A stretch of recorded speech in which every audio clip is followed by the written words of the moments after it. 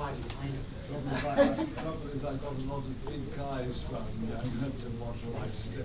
With machines. Whacked. What do you say, let's get started? Well, good afternoon. This is the graveyard shift in seminar education time, because post-lunch, afternoon naps are setting in. So if I happen to doze off anytime during this presentation, just shout. No, I'll wake right up. I've gotten used to naps in my older ages. Welcome. My name's Alan Schnock. I'm the Vice President of Business Development with BioNova Natural Pools. James Robin and his wife, Hey Sun, are here. We're all partners in the BioNova entity in North America. And we got a couple of special guests with us as well that I'd like to recognize. First, from across the pond and in our own backyard now, Anthony Archer-Wills, noted for Animal Planet, his Pool Master Series. He does wonderful work, and we've had the opportunity to collaborate with Anthony on many projects, and we're convinced that most of his expertise in panache comes from his lovely wife, Pauline. Absolutely. Yeah, so always our better halves. Also with us today is Ryan Harmer. He's our project manager, and most of the projects that we'll be looking at today, Ryan has got his blood, sweat, and tears, sometimes still on site for some of these projects. Yeah, it's still there. And Kelly, now that I know that you're here, there you are. It's okay. Kelly Billing with Water Becomes Garden is our plant purveyor, expert, aquatic plant whisperer.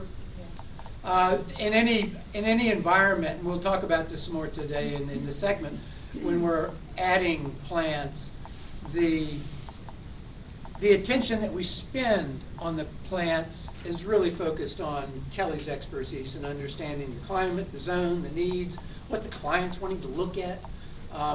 As I said earlier today, picking out plants is a lot like picking wallpaper. You're looking for that color, dimension, size, texture that works for the environment that we're creating. We'll talk more about how those are blended into our elements.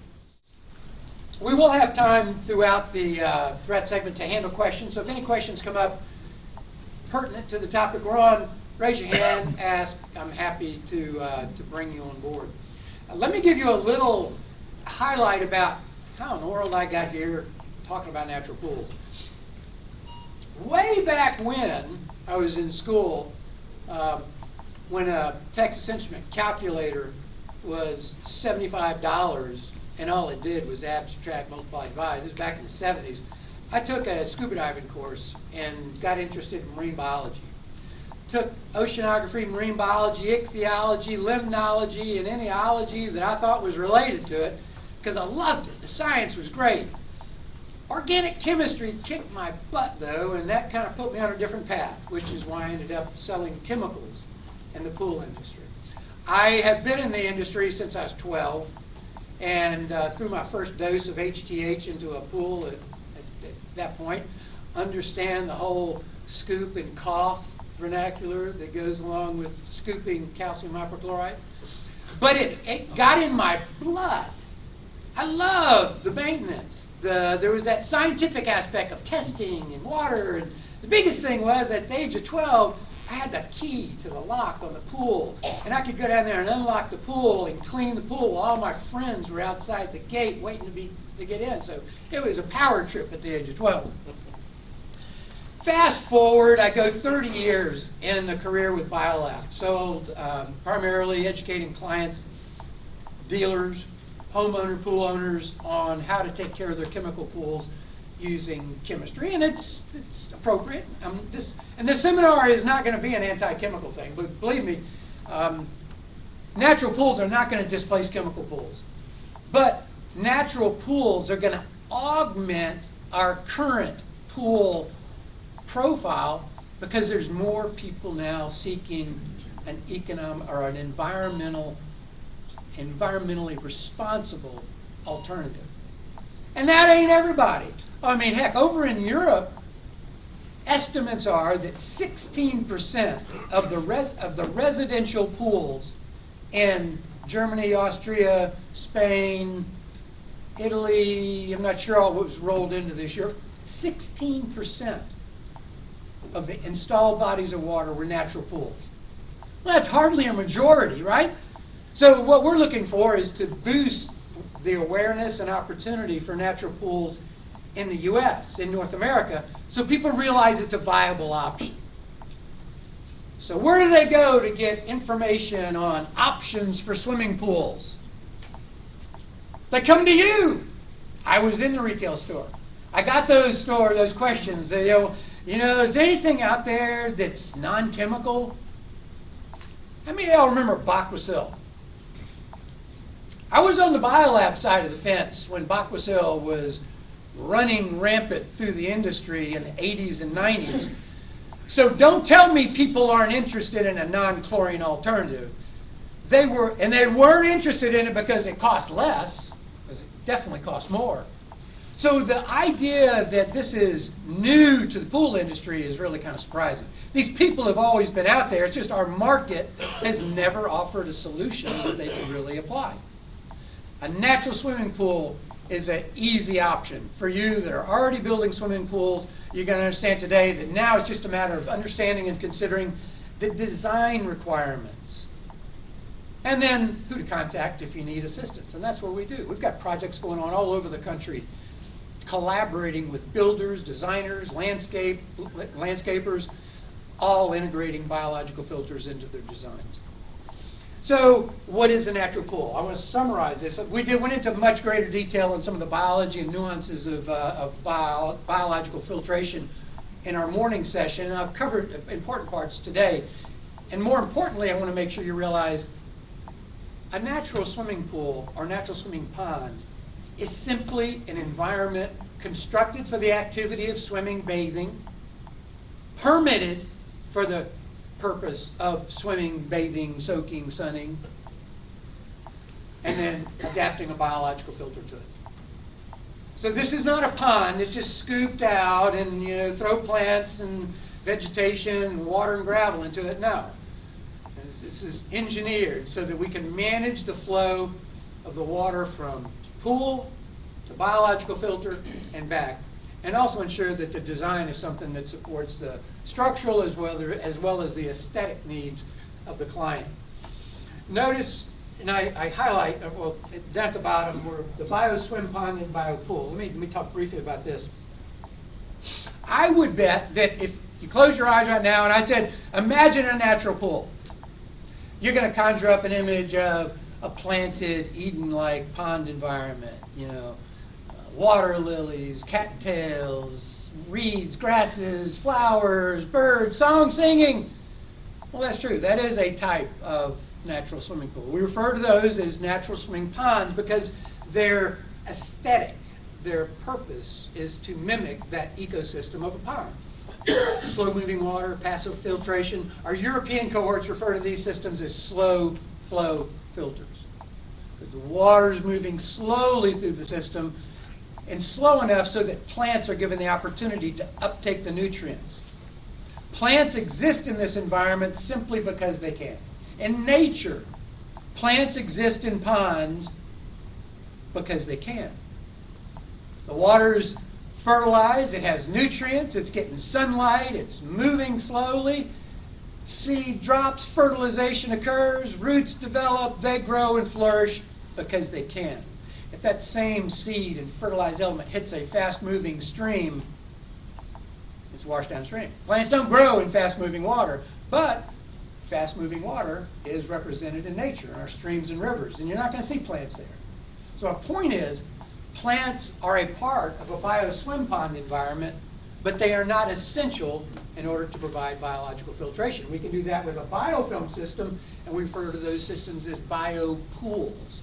And you'll see in some of the examples why they are more pool-like and less pond-like, but the main difference is the fact water is moving faster in a biopool than it is in a bioswim pond in order to get that environment that we're trying to create. Now, we are not out here doing this all on our own. In fact, the International Organization of Natural Bathing Waters is an umbrella organization that manages and orchestrates education, leadership, fellowship, networking within the natural pool and natural pond environments. Headquartered in Bremen, Germany. And they have conferences every other year in different areas. And hopefully one of these years, the International Congress will be in the US. But when it's time, it's time. In recent past, we've had the opportunity to go visit Europe and see some of the wonderful designs from builders that have been doing this now for over 40 years. So it's an evolving opportunity in the US, but it is a common occurrence in Europe. In fact, if you go to Europe, you're probably more likely to run into a natural pool, obviously, than in the US. But they have I go here only to help you recognize there is organization, structure, and guardrails upon which our natural pool and pond environment is going to roll. The International Organization of Natural Bathing Waters helps us assist the industry in communicating commonality amongst the industry participants. We want everybody positioning natural swimming pools in the same manner, providing similar expectations to our clients, so there's no confusion about what is and what is not, and what makes a proper NSP and what doesn't make a proper NSP. The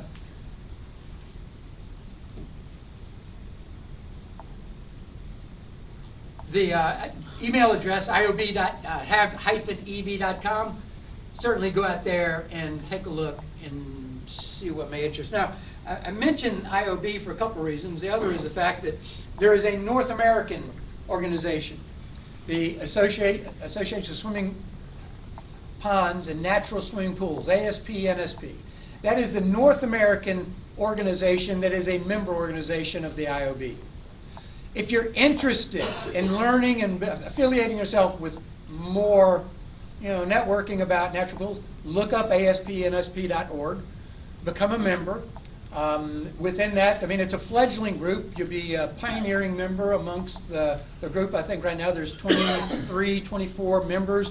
We'd love to have anybody interested in natural pools to become a member, to help at least pass along the information. We are,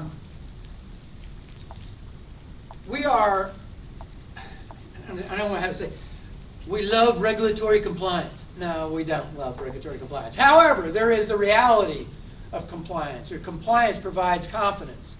Regulations provide confidence. So our guidelines, and the guidelines established within the IOB, actually got birth from the FLL. And James, I'm going to let you pronounce the German FLL.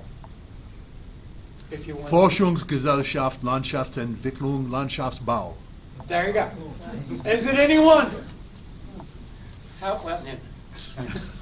It is, as it says here, that association that is in charge of landscape development, landscape construction, and research corporation. That's how it literally translates out. This is the body of folks, of professionals, that actually was formed in order to develop regulation on the green roof initiatives that are going on throughout Europe and the world. If you think about it, the biology that goes on in soil is not so different than what goes on in water, and the application of that science was really an easy step for them to take to apply the limnological sciences to natural pools. So it's the FLL guidelines under which we provide guidance and design criteria, and acceptable conditions for a natural swimming pool and pond.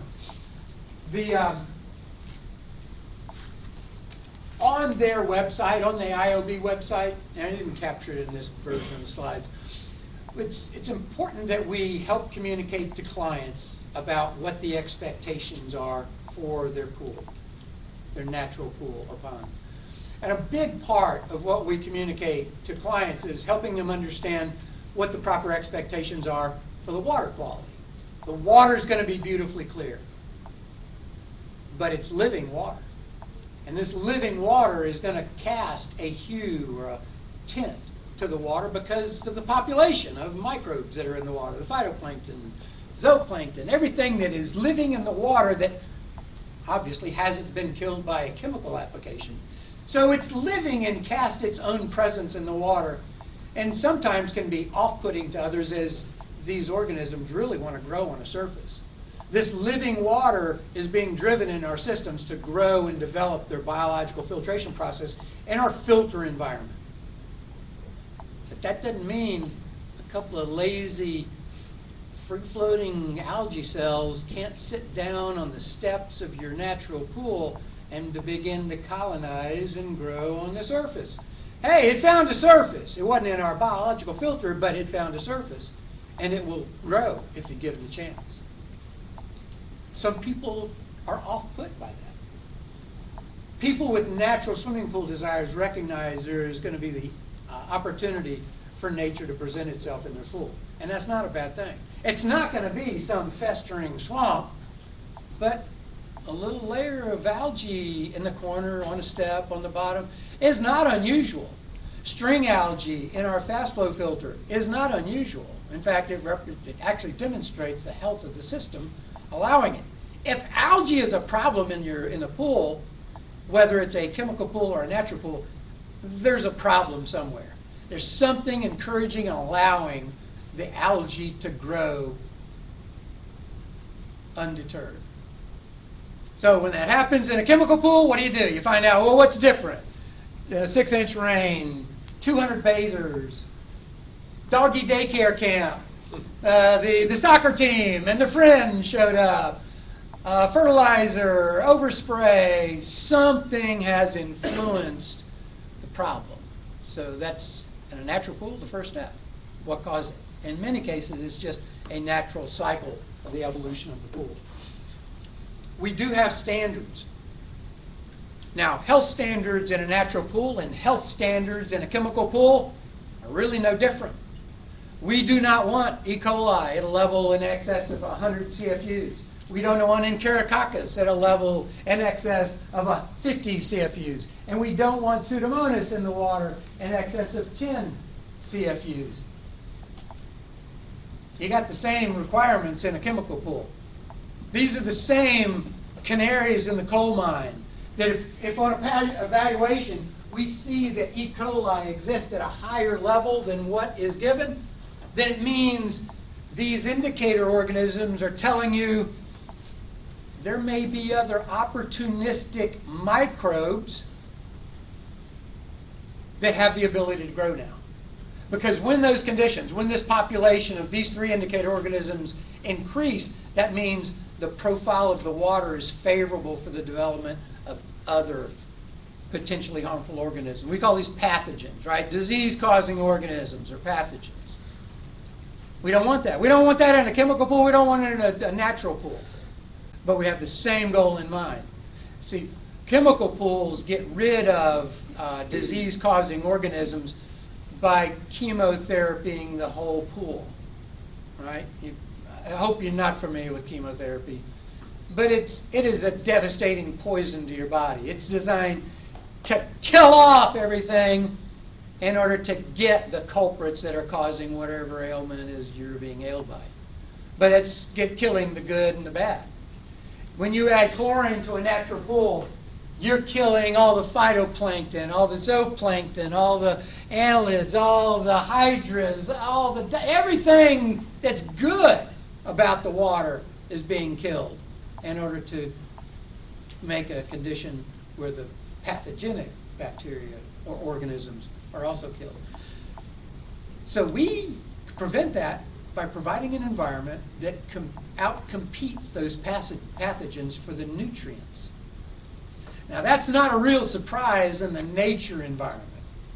That's what the food web and a food cycle is all about. It's competition for resources. Where are they and who can compete for them? And those that compete the best win. Now in nature, when we optimize the condition in which natural conditions are thriving, a healthy and beneficial flora and fauna exist. If we pollute the environment, if we've got too much phosphate in Tampa Bay, then we end up with red tide and deadly fish kills. Is that news to anybody?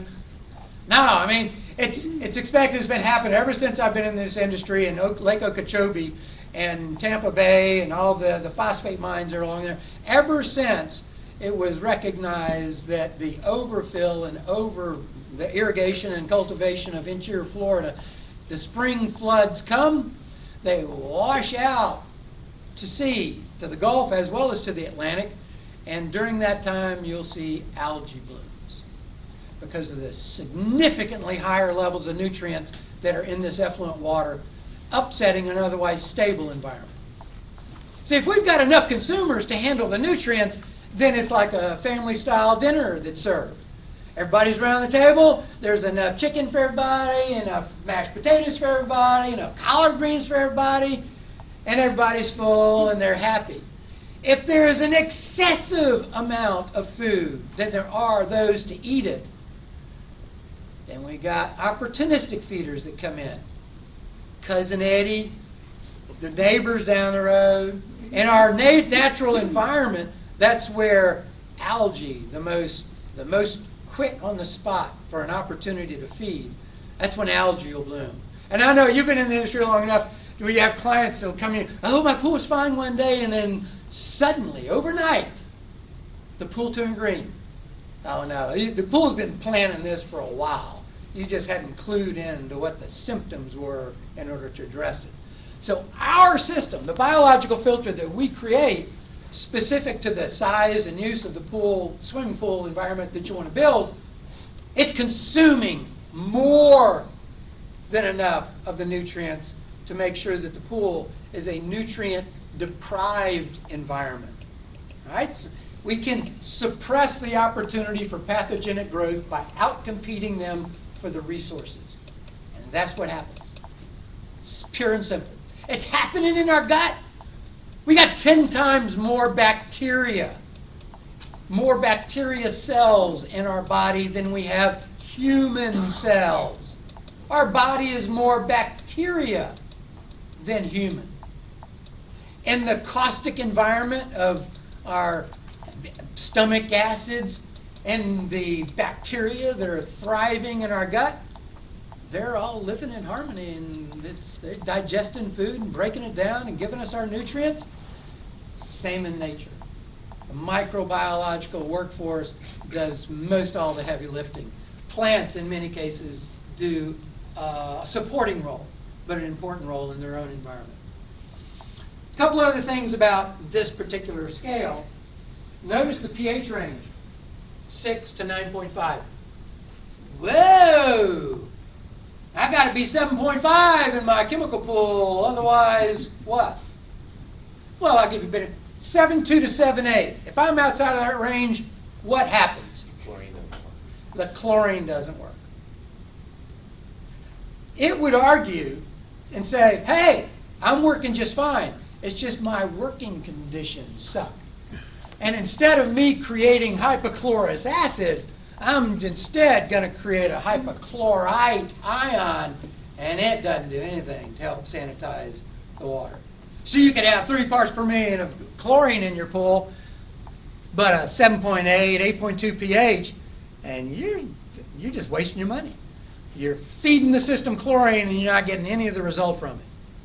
If you notice that issue with the salt pool, electrolytic chlorine generators will drive the pH up in the pool because of the chemical process. That chemical equation ends up creating a lot of caustic lye, sodium hydroxide. And it creates more of that than it does an acidic creating product, so the pH naturally drifts up. The more chlorine that chlorine generator creates, the more the pH wants to coast up. So it's a constant battle to add a pH decreaser. Now you'll see many of the salt chlorinator manufacturers now have a carbon dioxide delivery automatic, so you can maintain and keep the pH suppressed. If you're doing salt pools, I'd highly encourage that you add that on, because your clients hate and won't balance the pH. They won't do it on a timely basis. In our natural pool, I don't care. Nature's going to create the personality in the water that's given for your climate area, zone, as well as the contributions of the swimmers, bathers that are getting in the pool. It's a result and a personality of all those inputs. And it's allowable in nature, recognized and acceptable in nature between 6 and 9.5. I find that in the southeast, where I reside, and really up the East Coast, 8.2 is about normal. Higher, it's alkaline. But see, that's a good thing. That alkaline condition is more soothing and comfortable to your skin. An acidic condition helps irritate skin, definitely irritates eyes, but that higher pH can be more soothing. And that's the first thing that most clients will say, diving and swimming in a natural pool. Well, if you swim in a lake, for heaven's sake, you know what it feels like. It just feels different. It's soothing, easy on the skin. It does not dry up and scale your skin the way a chemically treated pool would. But a lot of the people aren't really driven by that anti-chemical thing. They're just driven by, I just want a sustainable option. I'm recycling. We're doing everything we can. We're buying an electric vehicle. We're doing things to improve our carbon, lessen our carbon footprint on the planet. People are motivated by this. It may not be you. You don't have to be motivated about natural pools to be able to promote natural pools. You got clients that are willing to pay you to look at that as an option. So whether or not you take on natural pools as a business segment to add, or whether or not it's just something you file in the back of your mind, the most important thing that I'd like you to take away is the next time you have a client come up to you and ask you, what do you know about chemical-free pools? Or can I get a chemical-free pool? Or is a salt pool a natural pool? I want you to have enough information to answer knowledgeably, because these people aren't stupid. In fact, clients that are interested in natural pools, I sense, and my impression is, they're a little higher in the educational spectrum. They are more expensive pools, given the difference between, and I'll show you some examples a little bit later on. But all we're doing is we're building a pool and adding a biological filter. So the add-on cost is whatever the biological filter requirements are.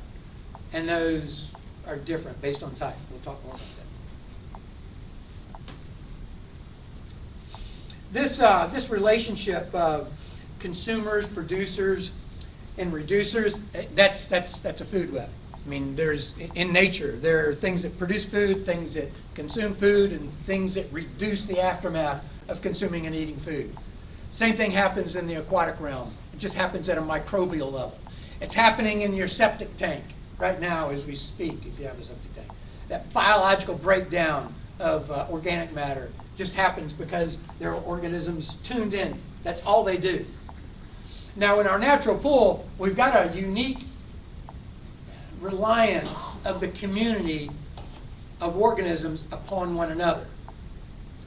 In fact, it's kind of a wonderful community, because these are different bacteria, fungi, phytoplankton, diatoms, all these different classes and types of microorganisms are all going to colonize together. And when they colonize together, they form we call it a biofilm. Now, biofilm is not a bad thing, unless you're in a hospital setting and it's in your airline. But in an aquatic environment, biofilm is the result of these microbes get together, colonize, and say, hey, I can do this. Another guy saying, oh, I can do that. So this syntropic relationship, syntropic, meaning the metabolic output of one organism benefits the metabolic needs of the other. So as one takes in a substance, digests it, converts it, reverts it, reduces it, whatever the output is, there's somebody else in line says, thank you very much, and they consume an output. That's what happens in the nitrogen cycle, where I'm taking ammonia to nitrite to nitrate to a consumable form of nitrogen that plants can take. And that doesn't happen without those steps in between, and it takes different organisms to do it. Nature, the biological beauty of these processes I wish you could see my hair standing up right now. It is amazing when you look at the detail and the completeness that can be had, and all we have to do is cultivate a healthy environment. Optimize the conditions that these things can occur effectively, and we get a beautiful natural pool. The healthier the ecosystem is, the more resilient it is to suppress pathogens. If we create it and it's healthy, it'll be beautiful and a good system will thrive. If you ignore it and do nothing, you get what you reap, right?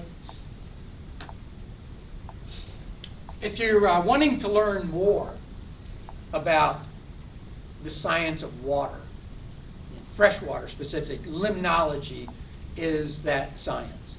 It studies the chemical, physical, geological, chemical aspects of water and how that's affected as a living entity, what it needs as an environment to support life.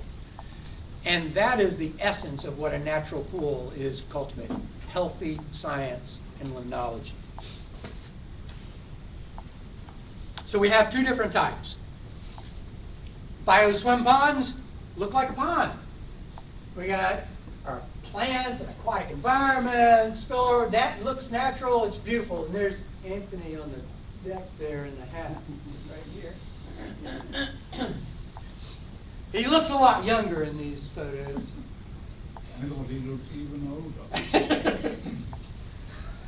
And that's his son right there in the front, isn't it?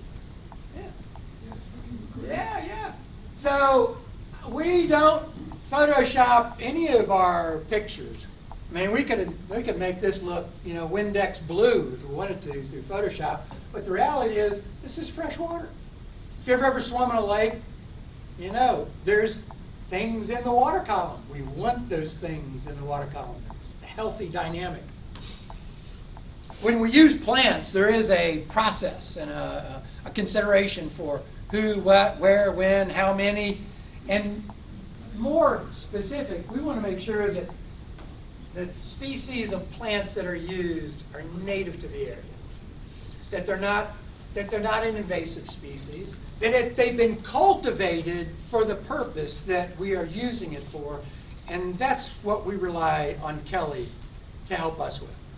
Because every project is a little bit different, and given the size and scope and dynamics and the aesthetic requirements that the client has, many different plants can do many different things, but we can nail it down. But we want to make sure that ultimately it's contributing to the health of the ecosystem, not be detrimental to it. We want a diverse amount of species, and generally we're going to want 3 different classes, 2 different types of plants, or 3 different types of plants. The marginal and emergent, those that are around the edge in the very shallow water around the pond. Then there's the submerged plants, and any of you who have ever had an aquarium, all the submerged, sunken plants. I was always just mesmerized staring at, and I'm not even sure what plant it was, where the oxygen bubbles were just percolating, streaming right off the leaves. It's like, this is magic. But that's why they're so effective in maintaining the health of that ecosystem by oxygenation. Oxygen can be added. See, in this environment where the water is moving slower, oxygenation is really important. A fast-moving river or stream, it's bouncing down rocks and aerating itself as it goes. That's why you see so many times the health of a pond could be influenced and significantly improved simply by providing aeration and better oxygen saturation at deeper levels of the water. The plant density, again, we rely on Kelly to give us a sense of how many is too much and how many is not enough. But a good rule of thumb is about 5 plants per square meter. So about 10 square feet, that's about a square meter, right? 10 square feet, 5 plants, 5. So, and those could be for the marginal grasses, the deep water, submerged, and emergent plants. And this is just a representative highlights of those that are in this criteria, in this category. These are examples, and one of the things that these types of plants do with their stalk and the way, if you cross-sectioned and look through the cross-section of a stalk, you see these vessels, veins, help me. What? The tubular network of transportation devices. They get water and nutrients from the bottom of the plant up to the top of the plant. They're moving, transporting through their cellular structure to allow for efficient exchange of the gases. And the nutrient uptake is actually happening down in the roots. Now, when plants grow, the rhizomes, their roots, they grow, and they're actually doing a couple things. One, they're anchoring the plant down. And the other is they're providing a pathway for the development of the biofilm. Because biofilm is still at play in the substructure, in the substrate in which the plants are planted. Without them, the plants would not be able to do what they do. So again, it's a combined effort. You can see, I particularly like the irises that provide a lot of the color around so many of the ponds. There's the submerged plants. Rarely do you see these unless you really just get down up close and personal with them. They're in that submerged level. Could be only 1 to 2 feet deep, but that's where they need. They're not going to breach the surface, and they don't take a lot of reach to get to the rooting area. Floating plants are the sexy plants. Floating plants are the lilies and the lotuses, and they spread out, and they provide shade as well as shelter. For shade to prevent the water from heating up too much, and shelter for the microorganisms, zooplankton and all that are living and residing under there. Because as you add plants to this environment, it also extends the attraction of the food web. Clients have asked me, well, I'm not really sure, are these going to invite and welcome snakes and things into the pool? Well, you see them now crawling into chemical pools, so obviously they're not being driven based on natural versus chemical. The fact is, yeah, any water environment is going to attract animals. But you have a water environment with plants that have insects and insect larvae and reptiles and amphibians to feed on the insects and insect larvae and herons and raccoons that are feeding on the It's just a wonderful, diverse food web. And you can certainly expect a lot of activity. Yeah. And there's a typo there. Oh. Those names need to be switched. Which one? Iconia crassipes major should be on the top left and the okay. nuclear bottom right. The two captions, just switch. Okay. Thank you. Sorry. So let's look at how we design a swimming pool into a natural swimming pool. How many are already building pools? Good news is you're already qualified to build a natural pool, so long as you partner with somebody to help you with the biological filtration. And that's what we do. The BioSwim pond is the planted environment. It requires 50% of the area devoted to swimming. 50% of that area needs to be added for a regeneration zone. 600 square foot pool is a 900 square foot project. That could be 900 square feet in one excavation, or it could be 600 square feet of the swimming pool over here and 300 square feet of a regeneration zone over here. I'm building 2 swimming pools, a pool for the plants, a pool for the people, and they're just connected then by whatever hydraulic means are necessary. Isn't that climate driven? Is what climate driven? The size of the biofilter area? Like, for instance, Miami would be different than Boston. The thing that drives the biological filter size is the amount of expected nutrients going into the water. Now, the fact that they have a more temperate season only means it's growing longer. So it's not necessarily any different other than the fact the growing season's longer. Like in South Carolina, I plant 2 seasons of tomatoes. Plant one that ends up, I plant in March and it harvests in 1st of July, and I can plant another one in June. I can be able to harvest that a little bit later in September because my season's longer. Now that just means the opportunity for the biology to grow is longer, and the amount of biomass that's being created in the biological filter is more because it's longer. But those are all taken up in consideration for the maintenance, what the maintenance aspects are. But the filter size doesn't change. based on climate, but the type of filter may be. I'll add, plant selection can be part of that.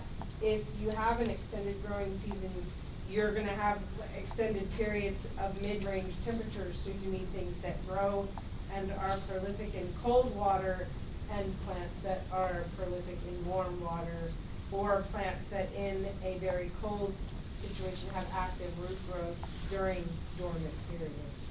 So you're just, it would be by plant selection. But it's manageable. That's why the thing that is so important is that we at least get an understanding. Or we know size, shape, location, activity, number, type of bathers. Do you want to mention the dogs? I love dogs.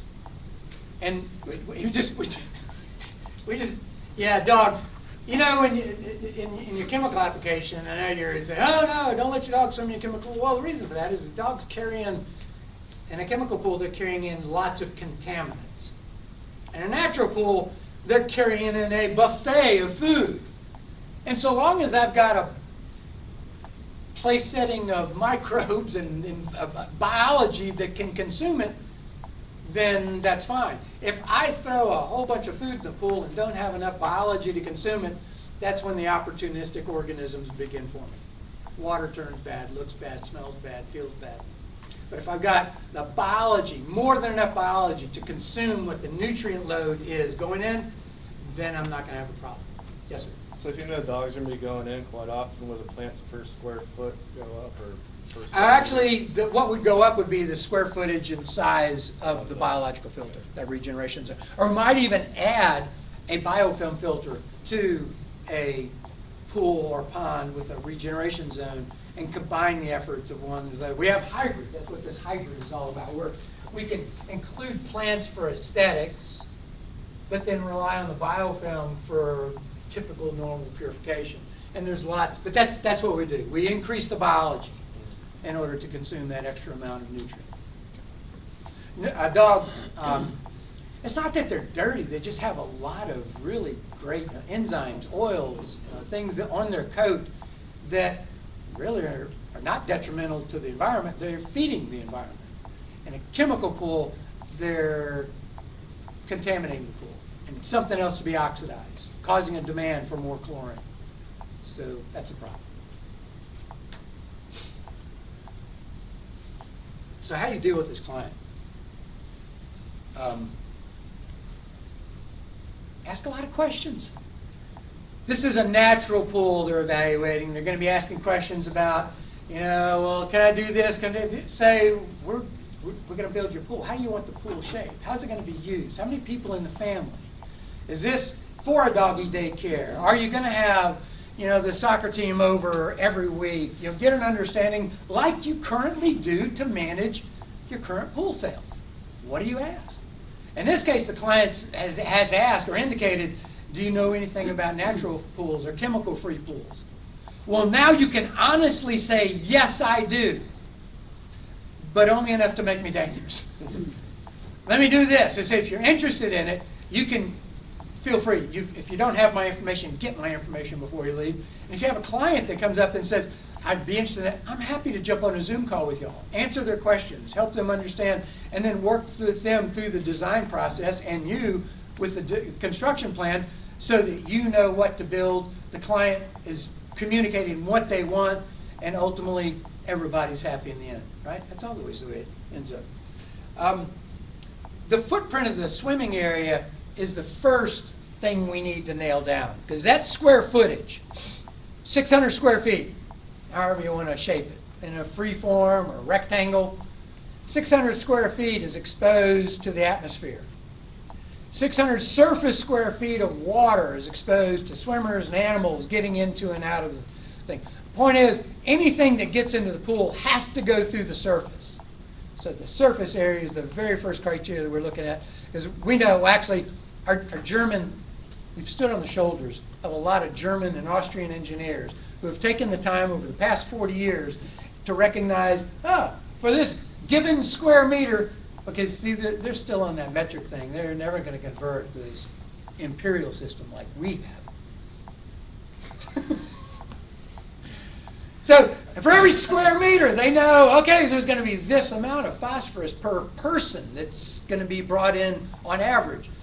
They can anticipate, based on averages, what the amount of nutrient load is going to be based on square footage. And if we get an increase in bather load or different types of activity or dogs, then we increase the size of the filter in order to accommodate that increase. So it's very manageable. We just need to know. So a lot of questions will be asked up front about activity. And so what, you say, oh yeah, well this is going to be a pool for my wife and I. We don't have any friends and nobody ever comes to see us. But what if everybody shows up for 4th of July and uses our pool when we're out of town?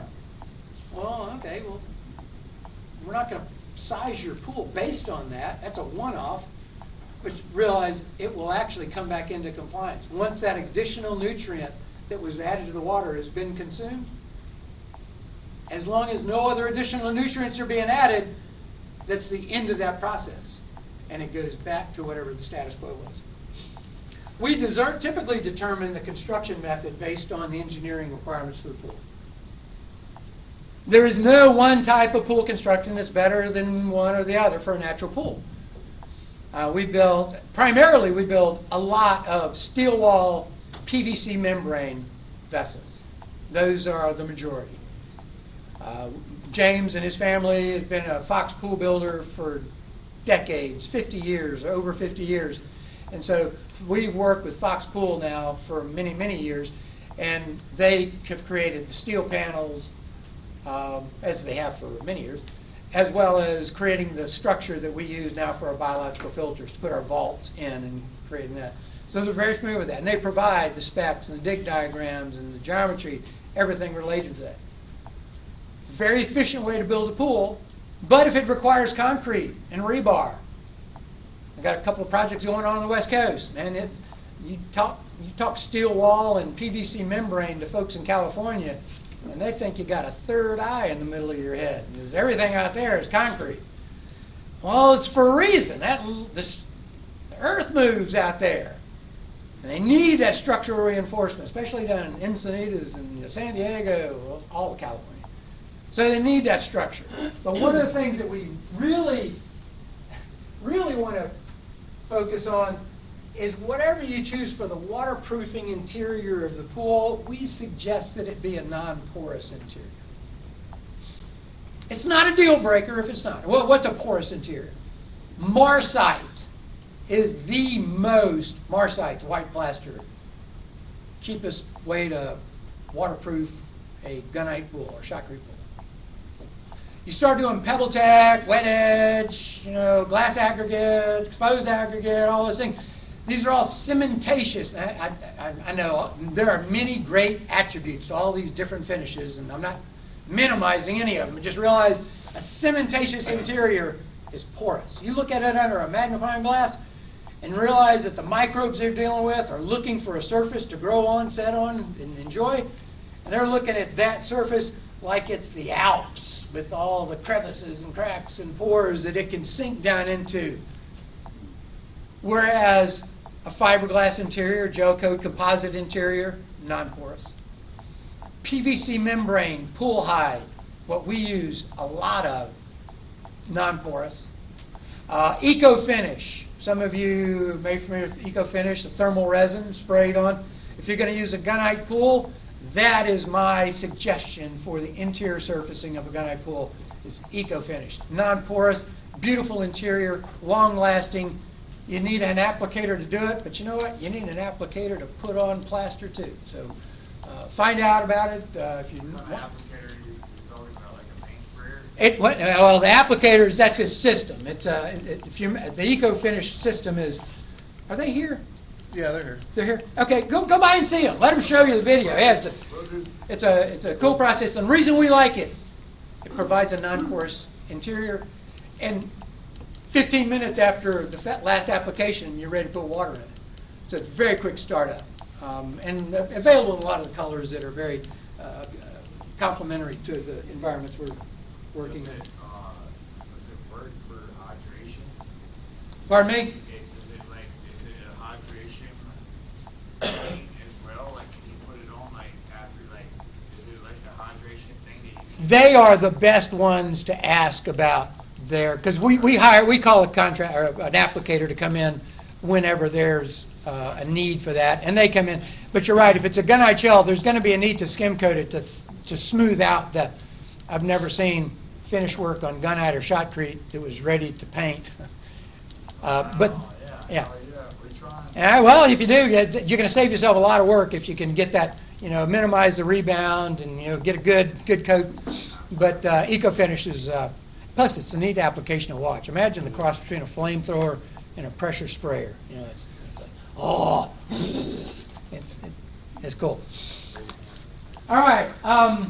Once we understand the footprint, who's going to be in it, how it's going to be built, and then it becomes an okay, well, what kind of biological filter you want? Yes. Are there any finishes that are toxic? Are there any? Finishes that would be toxic? No, well, there are some membranes that have biocides built or blended into them. So you wouldn't want a membrane that has a biocide inside. But no, Another concern with plaster is the opposite, is that some plasters have phosphates in them. And they will leak out, and then that's just fertilizer for the pool. So that's another, and you can, if the client has to have plaster, you can take whatever finish they want, and we'll do it.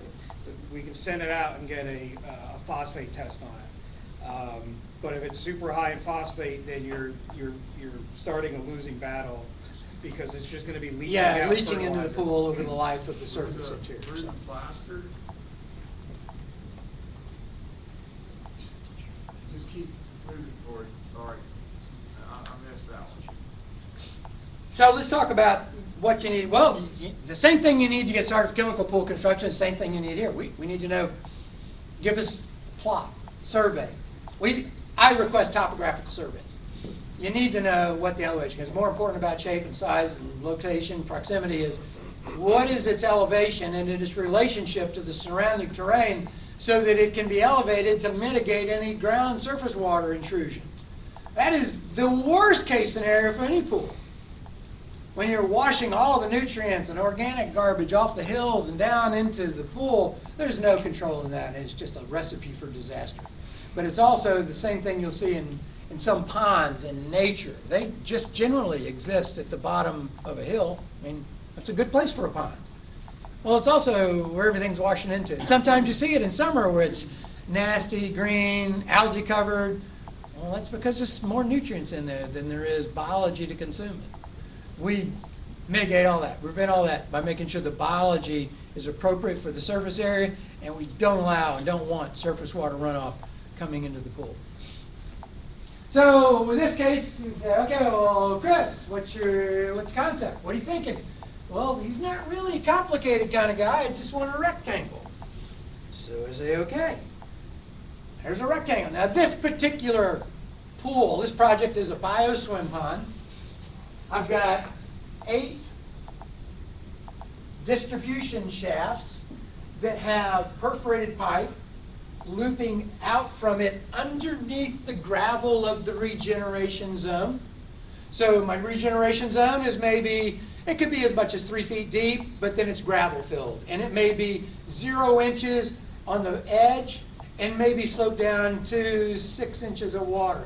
The depth of the water around this area varies based on the plant, the species, and how we want to circulate the water. Because in this particular example, these are all downflow distribution shafts. What's that mean? I've got a wall right here that separates the swimming area from the regeneration zone. And that wall is about 2 inches below normal water level for the pool. When I turn my biological filter pumps on, you can see them right here. These 2 lines go to one pump. These 2 lines go to another pump. When I turn it on, that pump is pulling water from the pool. So these are downflow distribution shafts. The water is moving off the surface of the pool, over that wall, and down into the distribution shafts. It goes into Fine filter, actually I've got a couple of lily pad skimmers in here as well. Lily pad skimmers are, as they sound, they float on the surface, and you've probably seen, they adjust the water level, but then they're constantly skimming that top area of water off, and I've got two in this particular installation. This guy also, he wants a dive rock at the end, so this is going to be configured for at least a minimum 7.5 feet water depth. It's properly configured for a diving envelope for that size. But the real beauty of this thing is it's going to be surrounded by vegetation. It's got a nice tanning ledge. I mean, heck, Malibu ledges, tanning ledges, they're all the rage now. And there's, I don't know how many people out there are selling those sun loungers that you can sit in them. But it is a functional way that pools are being used now. They're social environments. They're enjoying, relaxing in and around the pool. He also wanted, I told you, he wanted a 25-meter swim lane from here to here to be able to swim laps. So we did. I mean, it's easy. But you can see there's not a lot of complicating construction requirements. The big issue, the big element in this pool is, all right, well, I'm building, I've forgotten what the dimensions were in that pool. It's 28, almost 29 feet wide and 91 feet long. Once that's excavated, then I'm going to have a shelf here that this wall is going to go on. So on that shelf level, that's the only other thing that you're going to be building is put a foundation in for, this could be a concrete masonry unit wall. It could be fieldstone. It could be stacked Tennessee. It could be timbers for all I care. We just need to segregate, isolate the swimming area from the regeneration zone. And generally, concrete masonry units work real well because once these are put in, I've got all this form. Then we take our PVC membrane and just go all over it. Come down the wall, up the interior wall, over the other side of the wall, down into the pool, over the other side, and it totally encapsulates the entire. Can be done with fiberglass? I haven't seen any quality fiberglass applications that could field spray and apply fiberglass to this. If it's available, I'm not aware of it.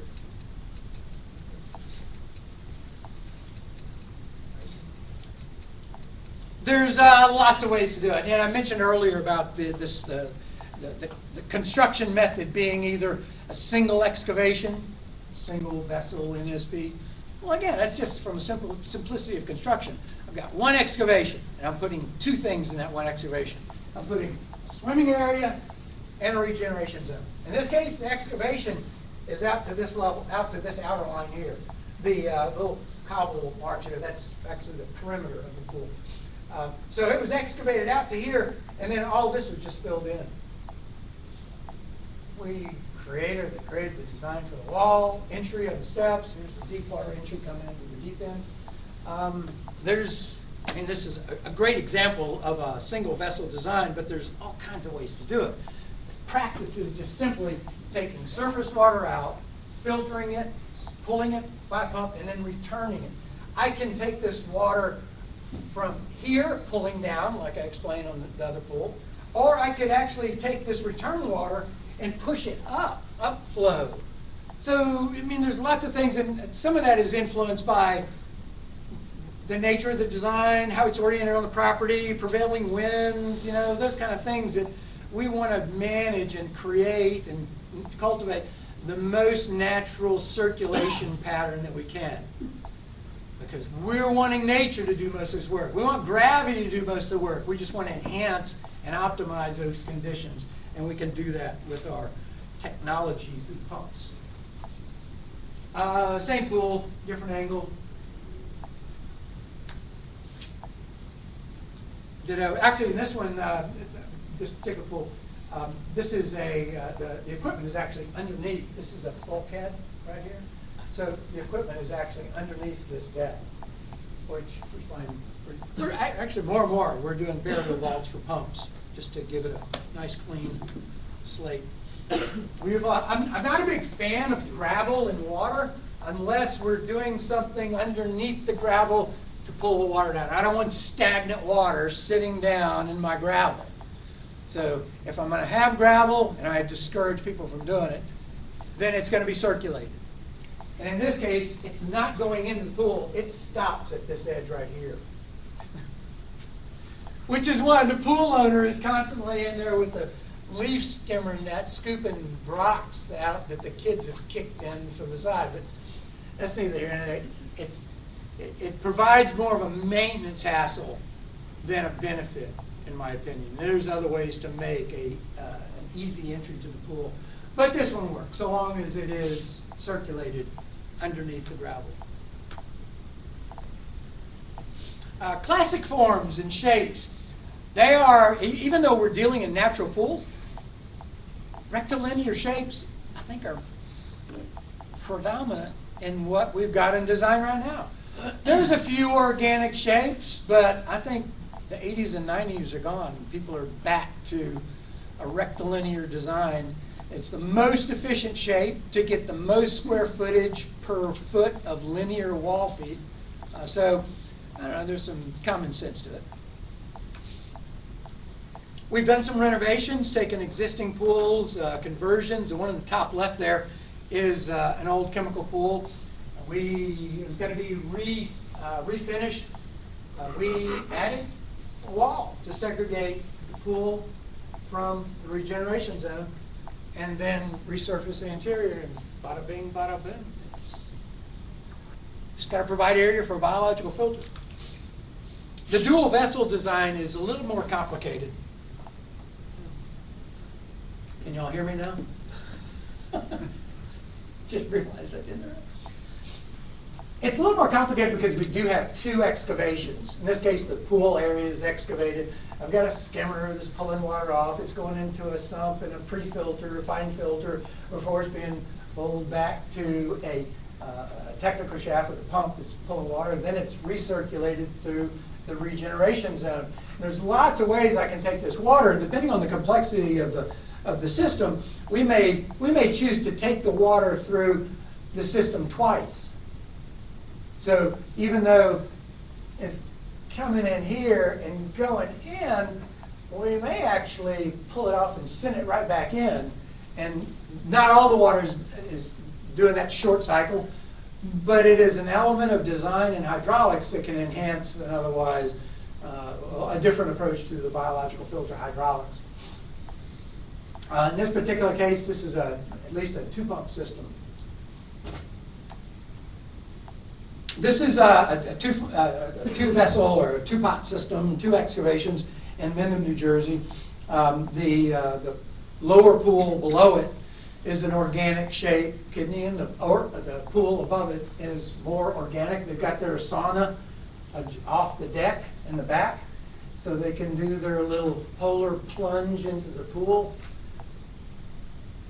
God bless them. So you keep I it don't know open why they do year-round? that. I'm sorry, what? So you're keeping it open year-round?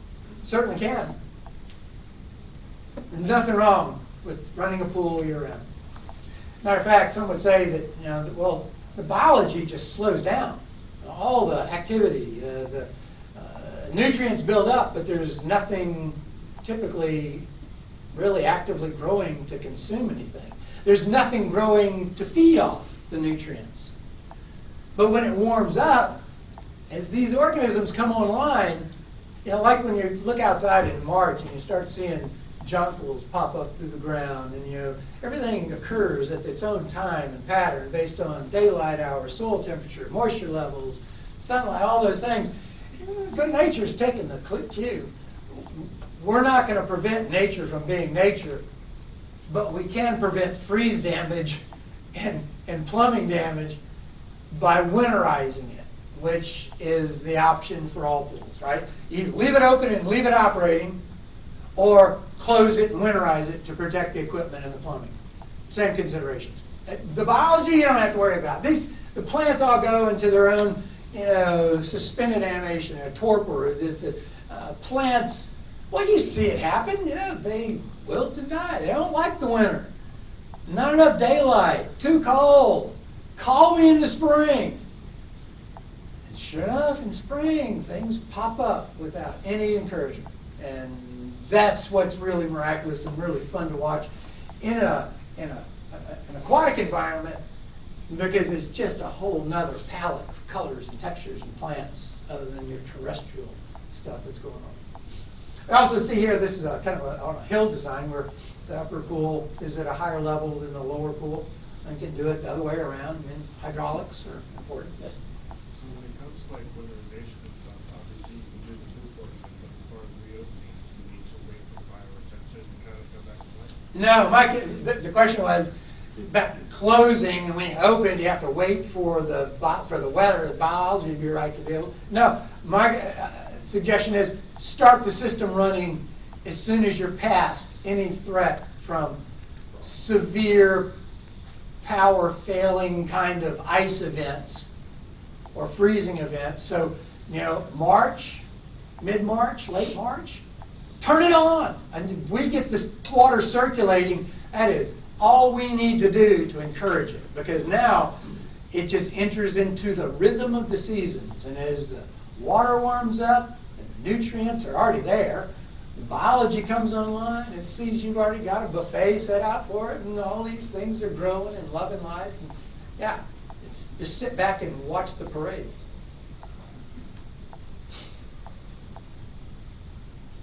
I did want to point out this particular color that's in there. This is actually Eco Green. We've been using pool hide PVC membrane. This is 60 mil thick. It's actually two 30 mil layers of membrane sandwiched around a fabric reinforcement.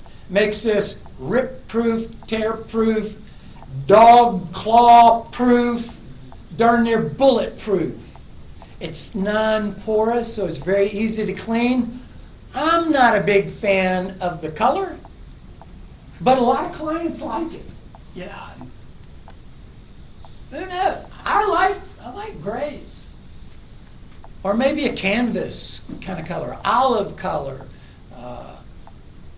Black I'm not a big fan of, but folks like black because the reflection pool type of thing that it creates. But we can play with colors and shades and find what the client Does wants. the UV cause that to fade over a period of years? Actually, not. These are all UV stable. Yeah, these are UV stable. And then the other upside, of course, is the fact that, in a chemical environment, oxidizing products certainly prematurely age plastics. And the great news here is you don't have any of that. So easily is going to outlive me. But that's not saying a lot at this point in life. Yes, sir. So I mean, we deal with more plaster pools, tile lines breaking. How do you install like the working with the liner so that it's secure, or do you need to be able to? Yeah, well, that's not a problem because there's nail strips where with the liner there's a starter strip that is affixed either ram, what do you call it? Hilti, Ramsat or Hilti into the top of the bond beam, and then that flap of material is what provides that first run on the inside of the wall, and then you just start wallpapering the pool. Yes, sir. Can you heat the pool? Yes, you can. To 86 degrees. That's kind of the sweet spot, the Goldilocks zone. 50 to 86 degrees is biological comfort zone. We can't do hot tubs with biological filtration. Is that with fossil fuels or heat pump? It doesn't matter. The Doesn't matter how you do it. temperature in the heat exchanger doesn't. Yeah, see what happens is the hotter the water gets, the gas profile changes, right? Hotter water gets, the gases, come out of solution. You put a bubble wrap cover on it, or? You could. You can take, any type of cover, but that's. For a heated pool. Yes, you could.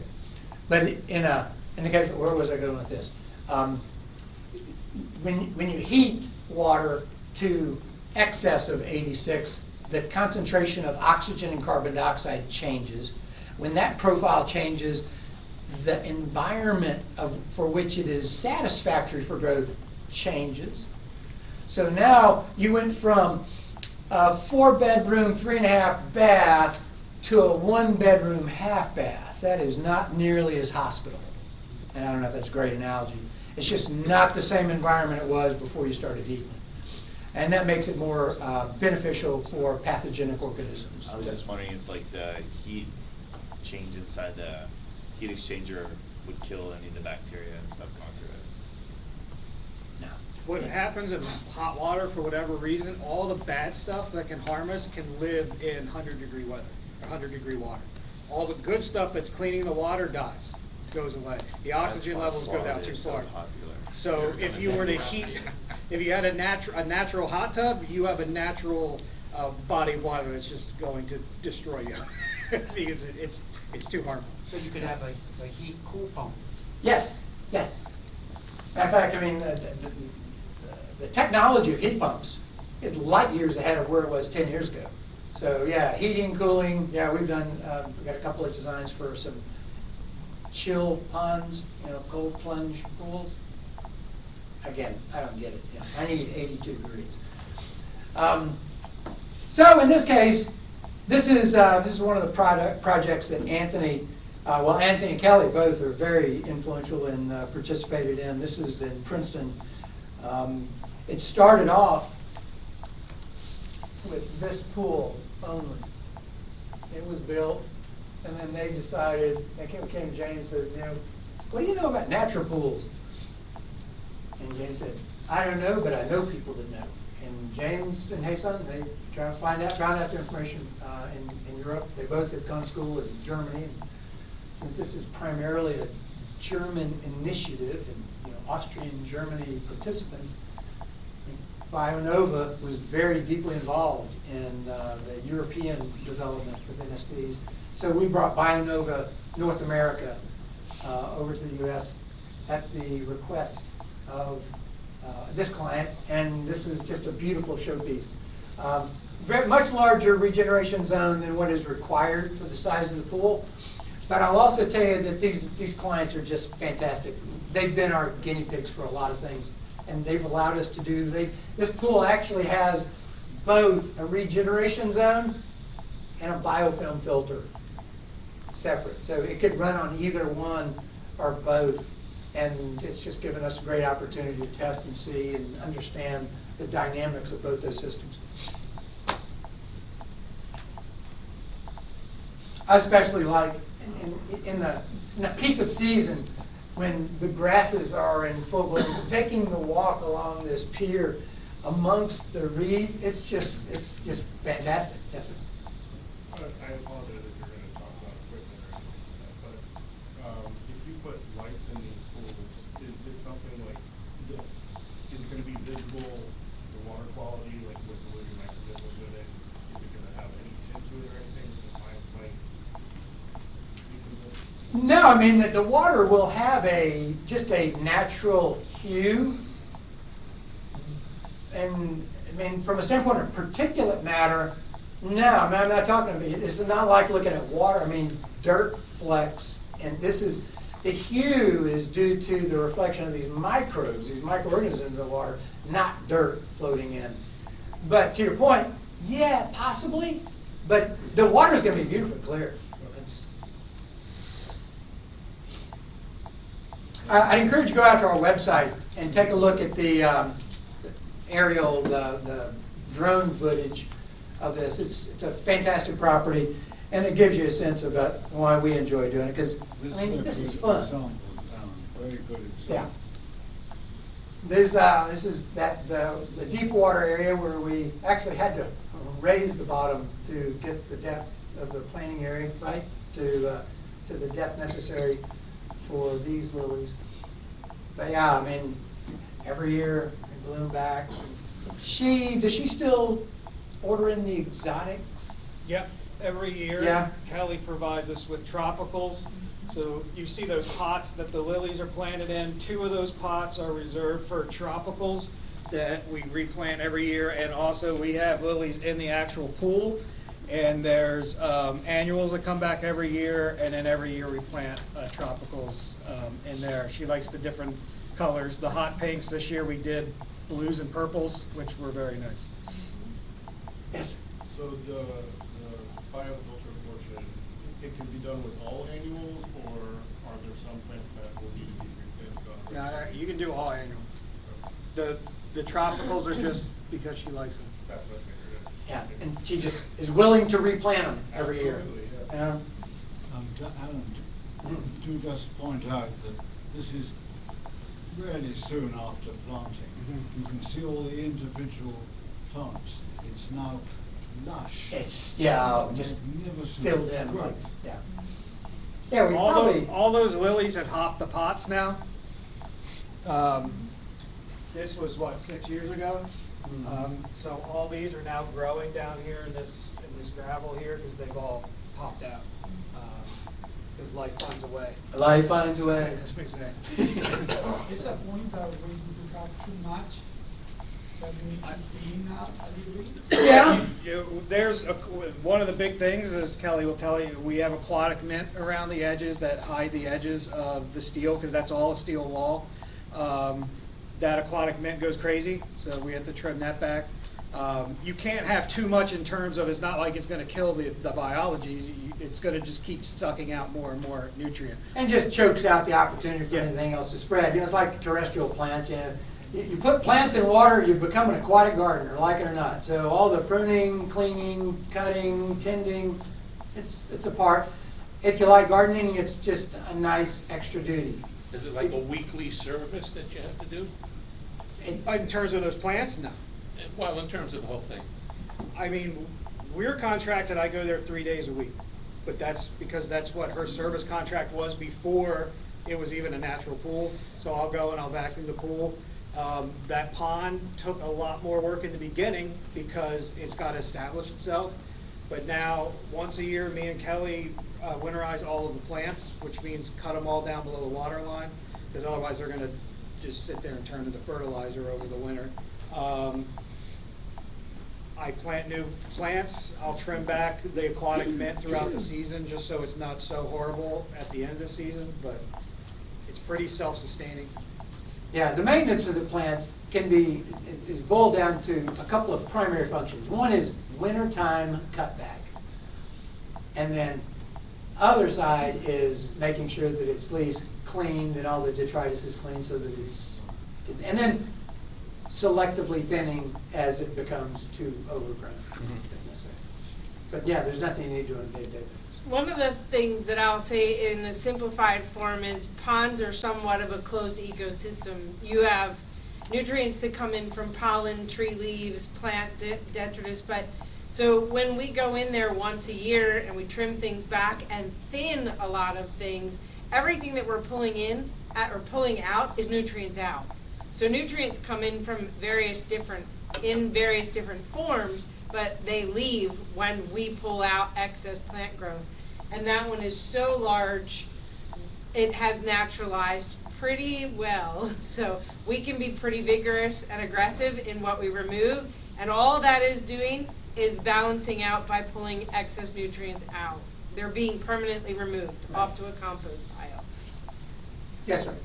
So, I mean, since you don't have chemicals and obviously the plants have a filter, what does regular maintenance look like on one of the pools? Cleaning, brushing, Brushing, vacuuming? vacuuming. Most of our clients will get a robotic cleaner, like a Dolphin. And is it like just once a week is enough, or does it need something more regular, or less? My wife would vacuum the floor every day if she had the time to do it. Once a month, when it starts seeing stuff build up. So it is a personality thing. There are some that are OCD. Well, I guess I was asking more like with the plant growth, does it mean you have to be more regular, or is it less regular because there's less crap? What I tell everybody is typically you will vacuum a natural pool more than a chemical pool. My sister has a chemical pool, and the only time she vacuums it is when there's enough leaves at the bottom of the deep end that she's like, I guess I should go prime a hose and suck that out.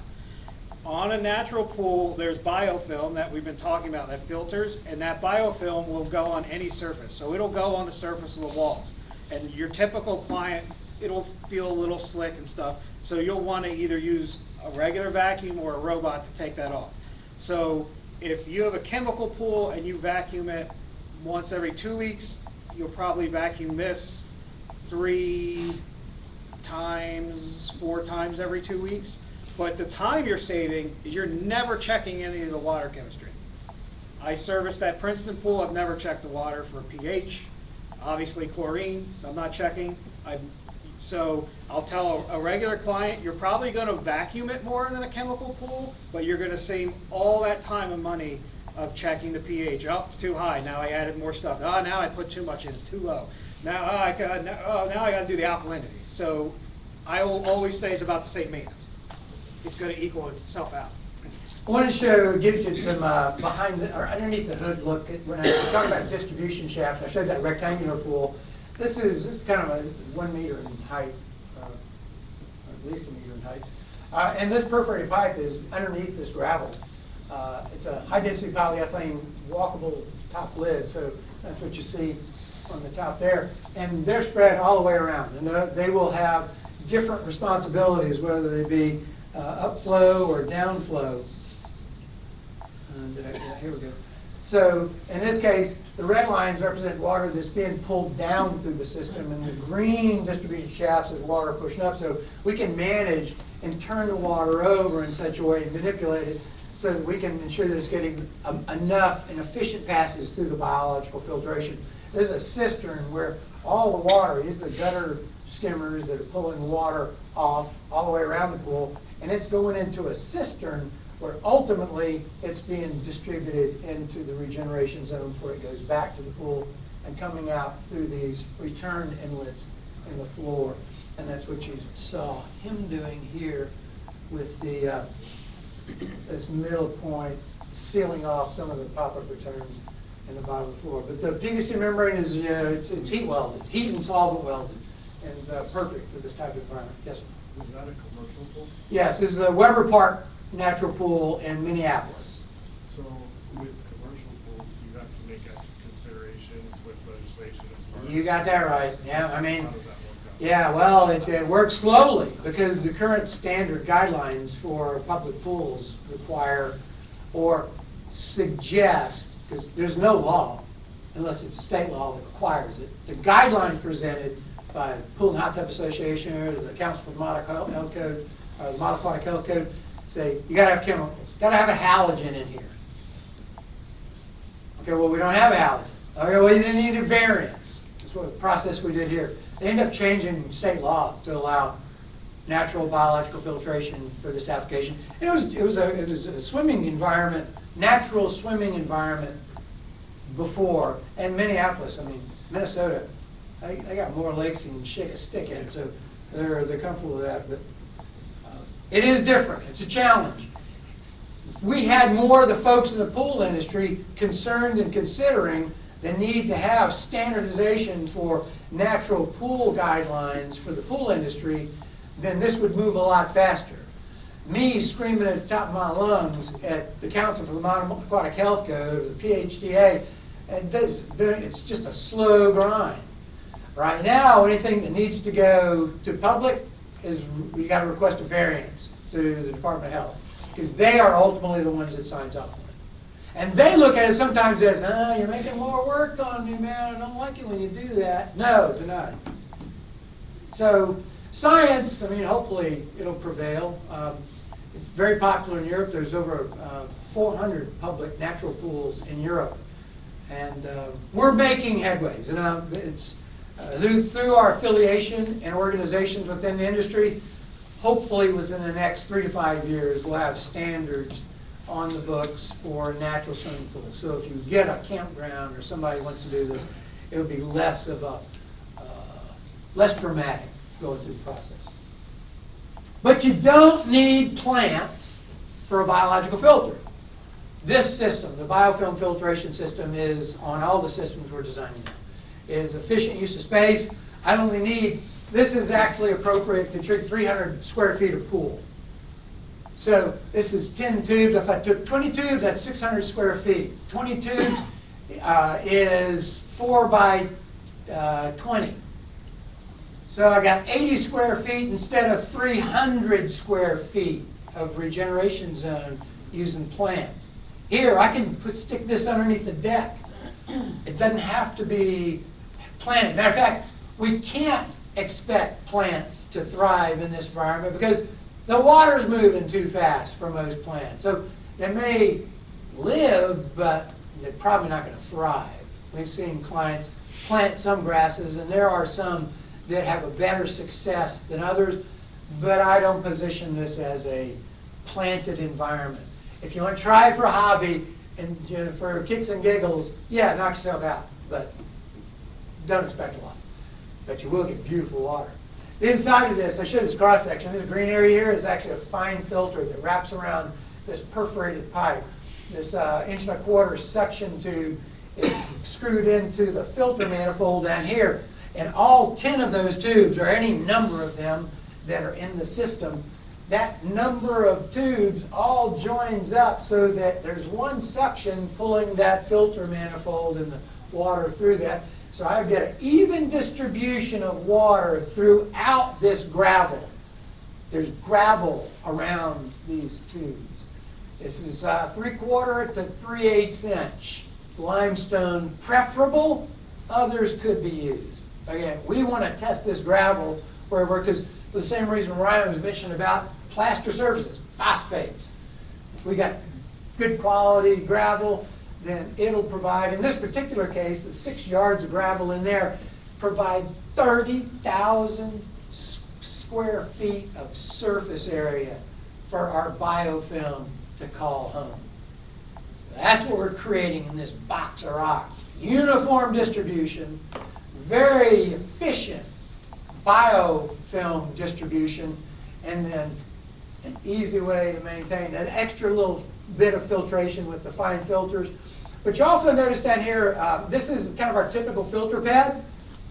There's your standard pump and filter for the pool. We use that as our central vacuum system for the pool, the cleaning environment. It's only used as an auxiliary system when needed. This system that's going to the BF4, or biofilm system, runs 24/7 during the season that it's in operation. Do you need to give time for the biofilm to grow? If you start this system up, like I described earlier, so when you're past all threats of cold severe, water's 40 degrees, you get the system cranked up. I doubt you're going to have an overrun of bathers diving into 40-degree water. But because you're circulating it, now you're creating more of a mixed water environment, because your water's stratified as it's set over winter. Getting it circulate gets it mixed, but also throws it into the rhythm of the season. Well, I mean, I'm talking more initial installation. If you're finishing this later in the season and it's already not had time to ramp up, how do you do that? Yeah, well, you can't just tell it, good work. Yeah, somebody's gonna, but it does, it grows. It takes 2 to 3 weeks in general, in good growth environment. The Princeton pool, we replastered a couple of years ago, right after COVID. She changed her mind on the color, so what was supposed to happen in March ended up happening in July. So that pool got replastered in July, and then by the time it came to fill that pool, and this is another consideration to make, is when you're filling these pools with water, all city water now is treated with phosphates to prevent corroding of the pipes. So it's preferable that you don't do that. Flint, Michigan didn't do that. But by that time, the source that we always filled, there's a spring that we know that has no phosphates in it. They were booked up. They were like, laughed at me when I was like, can you fill this pool? So we had no choice but to fill it with city water. As the water tanker trucks came, I put the water tester, as the hose came out, and put the reagent in it, and the reagent immediately turned the water sapphire blue, which means the phosphates were so high, I didn't even have to put it through the thing because it was too high. So I told the client, I was like, it's July, we got to start this thing up, and we just filled your pool with just straight up fertilizer. So it's going to be solid green for 2 weeks, and then we'll go from there. The pool was clear within a week. It shocked the hell out of me. I told her 2 weeks, and then we're going to re-examine if we have to do something like a phosphate removal system or whatever. That pool is a quad BF4, but week and a half it was crystal clear. So not only did it start itself up in the middle of summer, but it ate all of that phosphate and nutrient out of the water and then cleared it up. And that's the beauty of nature. Once it exhausts the food, the consumable nutrients that's available, it self-regulates. So hey, we don't need you other 2 billion. So they just die off. And the first half of what I told her happened. I said, the water looks terrific right now. Give it 2 days, it's gonna be solid green. And it was, because there was nothing but, there's no chemicals in there and there's nothing but fertilizer. So, but that guy, 4 of those guys, because the pool was that big. So these filters, this is a filter vault. This is, you can see, there's actually 2 here, 2, 4, 6, 8, 10, 12, 14 tubes. So this would treat up to about an 800 square foot pool. It needs to be accessible. Many people will put them underneath decks and just make them modular. So we just need to be able to get to the tops of these little rubber, the tops on these tubes, because that's how we get those foam filters out to clean it. And then there's a air line and drain line also in that manifold to help assist in the removal of the biomass and excessive biofilm that's growing. Because, and you know, understand, these systems, they're taking water, they're filtering stuff through it, and biofilm is growing. As long as you're feeding the biofilm continues to grow. As long as you keep the water circulating, biofilm continues to circulate downstream. It's going to reach a point where biofilm is going to be no vacancy, we're full up. And when that happens, the opportunity for water to get through this media is restricted, right? That's what filters do. When they get dirty, they start clogging up. So about every 4 months, we shut the system off. We've got ways that we can block off, ideally, we're going to wait to block off the entry of the water coming in, and then I'm going to turn the air pump on that we have as a part of the system. The air pump is activating perforated pipelines underneath the gravel, and you're going to bubble at air, percolated up through the gravel, and it boils. It looks like milk boiling. Because as it stirs up, that residue, biomass, and biofilm just goes into solution. And that's what we're trying to get out. So after that little 5 minute of agitation, we turn this valve, which is normally set to the filter mode, we turn it to close off the filter and open up the drain line, and that drain manifold at the bottom of the vault then collects the water, and back at the pump, I need to take a 3-way valve on that pump and then divert. I don't want this going back into my pool, right? So I'm going to divert this off to wherever your backwash goes. This is nutrient-rich irrigation gold. So in the springtime, when this is mostly done on all pools that are opening up, distribute this over your garden area. Use it. I would consider it criminal if you dump this down a storm drain. That's just irresponsible. I'm a gardener. I compost all my life, and I fight over potato fields. It's wonderful for those, and most of our clients figure that. Most of our clients have a garden, have a need for that, and they're really appreciative. So that's really kind of an undocumented feature, the beauty of this. So the maintenance, it takes about an hour to go from agitation, draining, and refilling to go through that cycle. Then the last step is turn this over to the filter mode and turn the pump on, and off you go. These are very popular because they're very scalable. This is a typical system that this is actually done in, this is right in New Hampshire. And you can see, this is that color that I like, that slate gray. And you can see the hue that it provides for the water in that case. This is a one-piece fiberglass pool. Hey, I don't care. You can contain water. In this case, we take an Aquastar skimmer with a 6-inch sump and gravity feed it over here. Where the top of it comes above the gravel but below water level, so it's gravity fed from the pool. In this case, to isolate it, all I got to do is plug this line. I'll plug the line out here, and I can drain the system. Lots of ways to get water to and from it, and we don't discriminate. And that is about the size of the vault. You can see it. The footprint was 10 by 16. The actual vault is 4 by 10. And we do that with Fox steel. There's one in northeast Arkansas. We've got 2 BF412s on 900 square feet of pool. This is what we do with builders. I say, if you can build a pool, I'll show you what you need to build in order to make this a natural pool. So the pool, Luther Stem Pools in northeast Arkansas, northwestern Arkansas, is the contractor, And I said, okay, well, this is what we need. These are the vaults. I gave them all the specs for it, stubbed it all out, and it is ready to get cranked up and open this next spring. It's a beautiful pool. Show this from an equipment standpoint. This is on that last pool. This is a 3-pump system because I've got a pump for each of the BF4 vaults and then the auxiliary system, the auxiliary pump that has the normal vacuuming and cleaning aspects. This was just completed this past year in Middletown, Maryland. Again, BF4 Fox steel, PVC membrane interior, stacked wall. They raised it up. You can see these have the 6-inch Aquastar 6-inch skimmers here at the end, and they're plumbed up to come into each of the vaults. And bada bing, bada boom, automatic pool cover and everything, and it's a beautiful environment. In Hackettstown, we have a display pool now. If you get a chance, you're wandering around, you're lost, come by Hackettstown. Well, right now wouldn't be a good time to see the pool, but come by. And it's in operation. It's a BF4, first natural swimming pool display in the nation. You can take a picture, Kodak moment there, send all the kids, family. And it's just the construction process. I mean, we don't need to teach you how to build a pool if you know how to build a pool.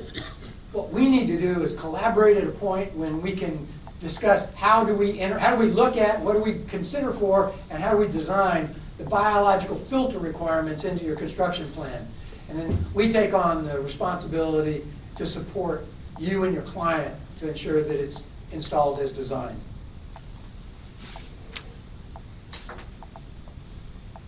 And a couple of just things to close up now. This is I'm a little bit past. Just another minute. There's some fun, but this gives you an idea of some of the diversity. This is in Baja, 16 by 45. It's a gunite pool, but they're doing eco finish. Beautiful, and I got to admit, I started using Pool Studios this past year. How many of you use Pool Studio? And I'm amazed. The longer I use it, the more I like it, but it's sure a damn sight better than drawing rectangles and circles using PowerPoint, and that's what I was doing before. So yeah, the opportunity that technology in design has provided really gives us a nice opportunity to quickly collaborate, design, and provide the support that you need. This is one of those hybrids. This is Massapequa, 16 by 32. You don't get more common than that, but it's got a lotus pond and a BF4 and an interesting little shape. You know, it's not a cookie cutter. This one, a freeform, 1632. Same kind of condition, biological biofilm filter, ornamental lotus pond or ornamental pond, and you'll be getting calls from both these clients pretty soon. But then ultimately it all gets, okay, well, where's what going to where? And it's just plumbing, you know, connect the dots. And this is a campground in Manitoba. Again, it's an issue regarding health department there. It's less of an issue up there than it is here. But any questions? That's a lot of stuff, guys, and I appreciate your patience. Yes, sir. Any issues with, I guess, fish coming in from like the eggs from waterfowl, or people throwing in goldfish and koi because they want to swim with their pets? Yeah, well, I mean, fish will love our pools. I mean, if I were a fish, I'd love to be in them. You don't want them because the waste and the unknowns they're bringing in. But it's not surprising to realize that even if you don't physically put them in, yeah, they will like auto-generate in the pool. It's immaculate conception of fish, man. Okay, you mentioned that you will compare the price for the regular pool. Yeah. Even if it's percentage. Yeah, I'd say it's 20%. 20% more for a natural pool. I can do. Well, I mean, because what you're adding is the materials and labor and the area for the biological filter. Oh, yeah. So if I've got a 600 square foot pool that in my estimating world without deck and electric and landscaping and no surprises in the ground, no water, no brush pile, all the, all those are very things we're trying to eliminate. Let's say for kicks and giggles, that's $125,000. If I add a natural pool to that, 20% on top of that's $25,000, so it's $150,000 for that pool instead of $125,000. And plus all these plants and everything. Well, plus, if there are plants involved. Yeah. So, but we'll help. I mean, part of our process and so our responsibility is to help you, the builder and the client, understand what the ultimate budget's going to be. Not at the very end of the process, but throughout the process. I'd like to get, and I'm sure you do too, I want to find out, not because I'm greedy, but I don't really want to design a $300,000 pool if they've only got a $50,000 budget. And so I like finding out early. Well, now I like finding out early what their budget constraints are. So you don't got on that long road. But I think you'll find that most of the clients that are looking for a natural pool are very well off financially. Yeah, but money is not a question. Yeah. Well, and even with them, money may not be a question, but it's always a consideration. Hey, thank y'all so much. Thank you for your attention and time. Thank you. Thanks. Be sure to go out to the pool spot, the show website, fill out your evaluation form survey, and your participation and attendance here. I greatly appreciate it. Call me if you need. BioNova Natural Pools. Happy to help you. Thank y'all. Have a great day.